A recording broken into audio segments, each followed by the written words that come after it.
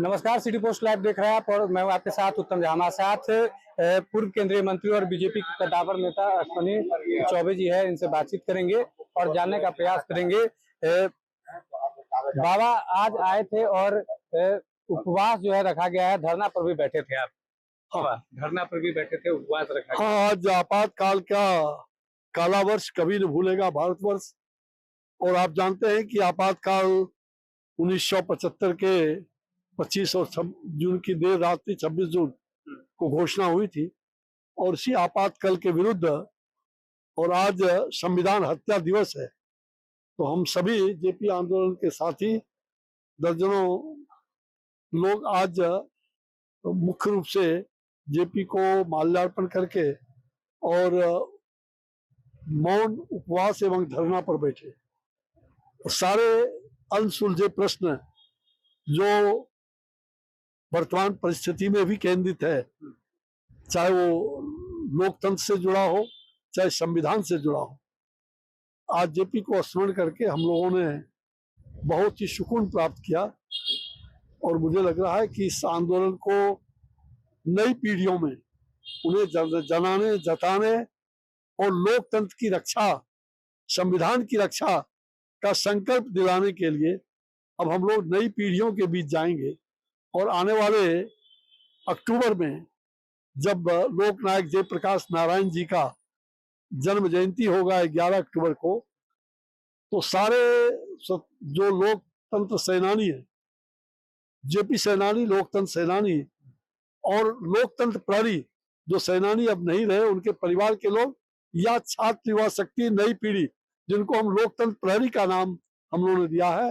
लोकतंत्र की रक्षा कौन करेगा? हम करेंगे, हम करेंगे। संविधान की रक्षा कौन करेगा? हम करेंगे, हम करेंगे। और साथ ही आपातकाल का जो ये काला वर्ष, 52वां वर्ष काला वर्ष, कभी न 51वां वर्ष, आपातकाल का 51वां वर्ष, जो काला वर्ष कभी न भूलेगा भारतवर्ष। इसको याद करते हुए और संविधान के हत्यारे कौन, संविधान के हत्यारे कौन?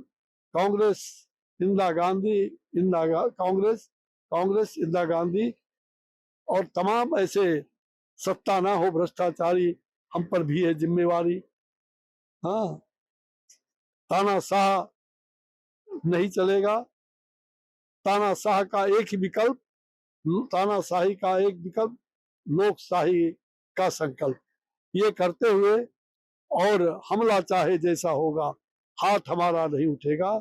हमला चाहे जैसा होगा, हाथ हमारा नहीं उठेगा। और आने वाली सरकारों को भी, ये आने वाली पीढ़ियां ये संवाद देती रहे। जब तक ये लोकतंत्र रहेगा तब तक ये संवाद चलता रहेगा नई पीढ़ियों के साथ और तत्कालीन जब जो सरकार होगी, ताकि कोई तानाशाह ना बने सत्ता में बैठ करके। लोकशाही को स्थान विकल्प है और लोकतंत्र को ही हम लोग अग्रणी भूमिका अदा करने वाले लोग हैं।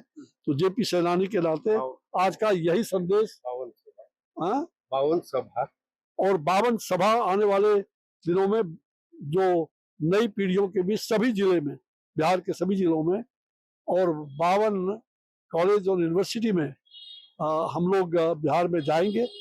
और 11 अक्टूबर को गांधी मैदान में, जहां से जेपी ने पहला संपूर्ण क्रांति का नारा दिया था, उसी मंच पर हम लोग जेपी का जन्म जयंती मनाएंगे।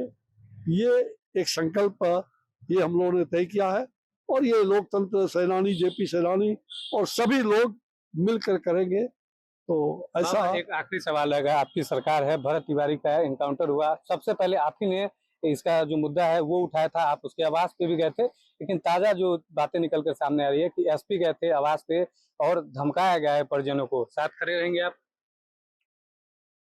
आज सारे प्रश्नों का जवाब एसपी कौन पूछता है?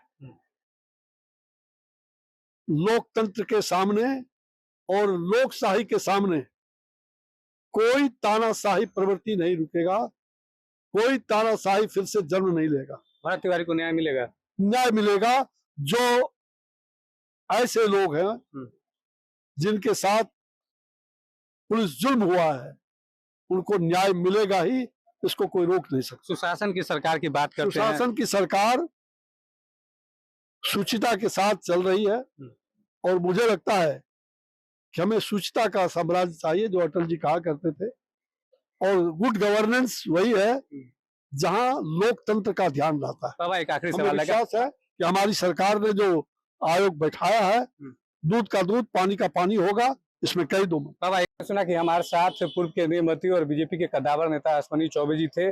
क्या कुछ इन्होंने कहा है भरत तिवारी के इनकाउंटर मामले में? आपको पता है कि सबसे पहले बिहार में इन्होंने ही आवाज उठाया था, परिजनों से मिलने उसके आवास गए थे और देर रात जिस तरीके की वारदात हुई है कि एसपी पहुंचे थे आवास पर और परिजनों को धमकी दी गई है। क्या कुछ कहा है पूरे मामले पर पूर्व केंद्रीय मंत्री और बीजेपी के कद्दावर नेता अश्विनी चौबे ने? साथ ही साथ जेपी को लेकर भी इन्होंने क्या कुछ कहा है? आज ये चरखा समिति पहुंचे थे और इन्होंने बड़ा ऐलान किया है। क्या कुछ कहा है आप इस वीडियो के माध्यम से देख पाएंगे। बहुत बहुत धन्यवाद।